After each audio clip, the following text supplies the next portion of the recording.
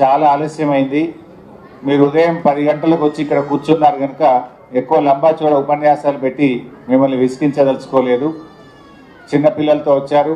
10 నుంచి దాదాపు 3 గంటల నుంచి మీరు కూర్చొని ఉన్నారు.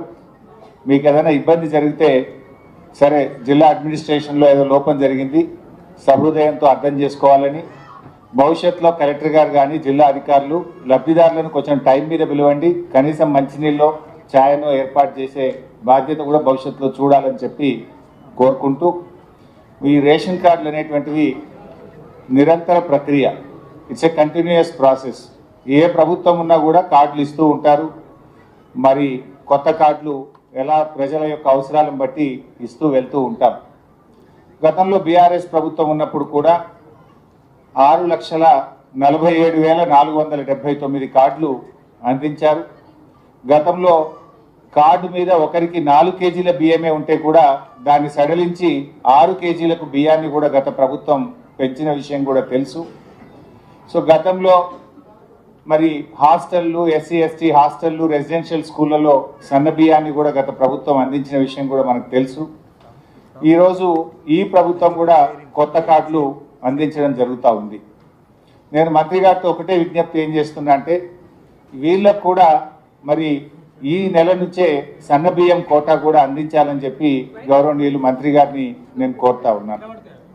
అదేవిధంగా మంత్రి గారి దృష్టికి ఒక చిన్న విజ్ఞప్తి ఏంటంటే, మొన్న కేంద్ర ప్రభుత్వ సూచన మేరకు 3 నెలల బియ్యం ఒకసారి ఇచ్చారు. అంటే మా జిల్లాకు వచ్చిన బియ్యం ఏంటంటే నిజామాబాద్ జిల్లా నుంచి ఏదో వచ్చినాయట. నేను చాలామంది ఇళ్లలో కూడా అడిగాను, రేషన్ షాప్లో వెళ్ళినప్పుడు కూడా చూశాను.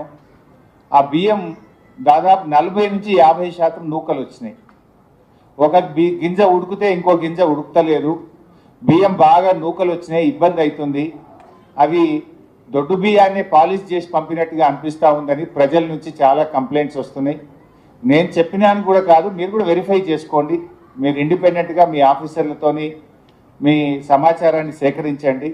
మొదట్లో ఒక నెల బాగా వచ్చింది, మొన్న 3 నెలలకు ఇచ్చిన బియ్యం మాత్రం బాగా రాలేదు, కొంత బ్యాడ్గా వచ్చింది అనేటువంటిది ప్రజల నుంచి, హాస్టళ్ళ నుంచి కూడా వస్తున్నటువంటి ఫీడ్బ్యాక్.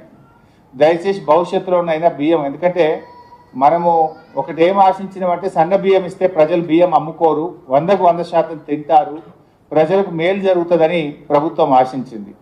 కానీ ఫీల్డ్లో చూస్తే ఈ నూకలు ఎక్కువ ఉండడం వల్ల క్వాలిటీ లేక అన్నం ఉడకబెడితే ముద్ద అవుతుందని మళ్ళీ ఈ బియ్యం కూడా అమ్మడం స్టార్ట్ అయింది. ఇది ట్రూత్. నేను ఏదో రాజకీయం కోసం మాట్లాడతలేను, క్షేత్రంలో నిజంగా గ్రామాల్లో జరుగుతున్నటువంటి విషయాన్ని గౌరవ మంత్రి గారి దృష్టికి నేను తీసుకురావడం జరుగుతూ ఉంది.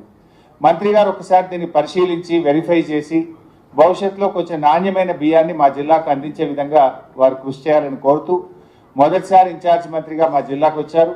వారు నాకు చాలా రోజుల నుంచి కూడా సుపరిచితులు, చాలా సందర్భాల్లో కూడా కలిసి పనిచేశాం. వారితో పాటు ఈ జిల్లా అభివృద్ధి కోసం మీ సహకారం ఉండాలని, మేము కూడా ఈ జిల్లా అభివృద్ధి కోసం మీకు అన్ని రకాలుగా సహకరిస్తామని చెప్పి కూడా మంత్రి గారికి నేను హామీ ఇస్తూ, ఏది ఏమైనా ప్రభుత్వాలు మారుతూ ఉంటాయి కానీ ప్రజాప్రతినిధులుగా ప్రజల కోసం మనం జిల్లా అభివృద్ధి కోసం కృషి చేయాల్సిన బాధ్యత అందరి మీద ఉంది.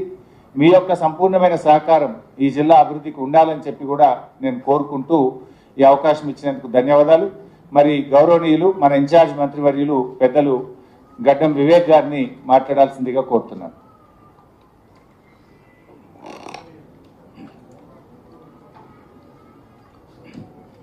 అందరికీ